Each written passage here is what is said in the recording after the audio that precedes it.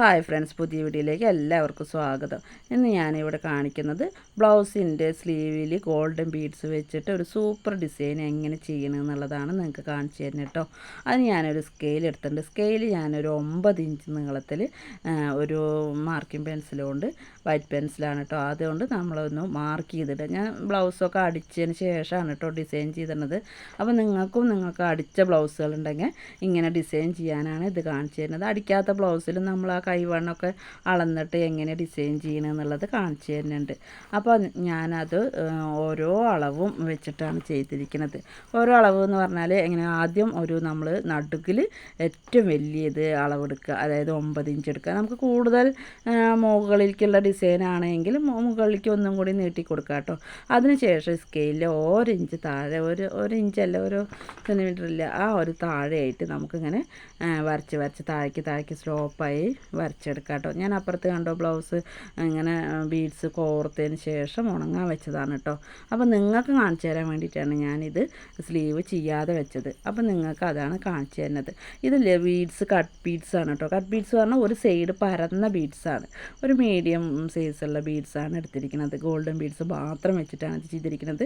Golden ബീഡ്സിൻ്റെ വലിയ സൈസും, അതായത് ഇത് ചെറിയ സൈസ്, ഇതിന് മുകളിൽ ഞാൻ കുറച്ച് നൂല് അറ്റത്തേക്ക് അധികം വെച്ചിട്ട് കട്ട് ചെയ്ത് വിടണുണ്ട് കേട്ടോ. എന്തിനെന്നറിയോ, നമുക്കിത് ഉണങ്ങിയതിന് ശേഷം അതിൽ നമ്മൾ ഒരു അറ്റത്ത് കൂടെ ഒരു ഗോൾഡൻ ബീഡ്സ് വലുത് സ്റ്റിച്ച് ചെയ്യുന്നുണ്ട്. അപ്പോൾ ആ ഗോൾഡൻ ബീഡ്സ് അധികം സ്റ്റിച്ച് ചെയ്യാൻ വേണ്ടിയിട്ട് അതവിടെ വെക്കുന്നുണ്ട്. എന്നിട്ട് ഞാൻ ആ ഉണങ്ങിയതിന് ശേഷം ആ ഗോൾഡൻ ബീഡ്സ് കൈ കൊണ്ട് തുന്നി പിടിപ്പിക്കുന്നുണ്ട്. അതിന് ശേഷം ഞാൻ ഒരു മീഡിയം വലുപ്പമുള്ളത് ബീഡ്സുകൾ 2 വരിയായിട്ട് അതിൽ ഇതേമാതിരി കോർത്തതിന് ശേഷം ഗമ്മ് വെച്ചിട്ട് ഒട്ടിച്ച് വെച്ചിട്ടുണ്ട് കേട്ടോ.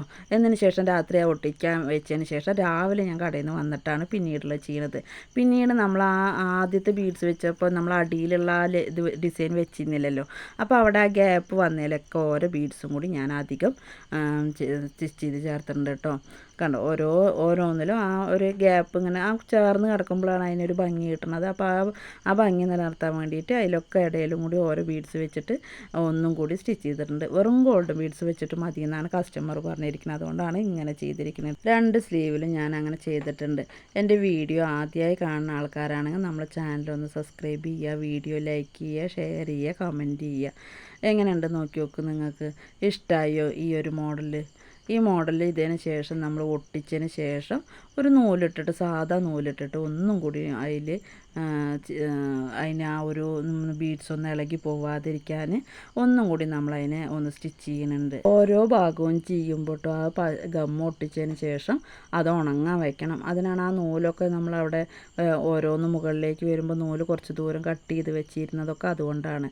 അപ്പോൾ അത് ഉണങ്ങിയതിന് ശേഷമാണ് ഞാൻ ആ മുകളിലുള്ള ആ ഓരോ ബീഡ്സ്, വലിയ ബീഡ്സ് കണ്ടോ അതിൽ സ്റ്റിച്ച് ചെയ്തത്. അതിൻ്റെ വീഡിയോ ഇടാൻ കിട്ടിയില്ല കേട്ടോ. അതുകൊണ്ടാണ് അത് രാത്രി ചെയ്തപ്പോൾ എനിക്ക് ക്ലിയർ ആയില്ല. രാത്രി ചെയ്തതിന് ശേഷം പിന്നെ രാവിലെ കടയിൽ വന്നിട്ടാണ് ചെയ്തിരിക്കുന്നത്. എങ്ങനെയുണ്ട് നോക്കി നോക്കാം, സൂപ്പറായിട്ടില്ല. ഇതിൽ സ്ലീവ് പിന്നെ നെക്കിൽ ചെയ്തിട്ടില്ല കേട്ടോ. നെക്കിൽ വേണ്ടെന്ന് പറഞ്ഞത്, വെറും റൗണ്ട് നെക്കായിട്ടാണ് കൊടുത്തിരിക്കുന്നത്. നെക്കിലൊന്നും വേണ്ട, ഒരു സിമ്പിളായിട്ട് ഈ ഒരു മോഡലിൽ മതിയെന്നാണ്. അപ്പോൾ നിങ്ങൾക്കും ഇത് പടിഞ്ഞില്ലേ, ഇനി നിങ്ങളും ചെയ്ത് നോക്കണം കേട്ടോ.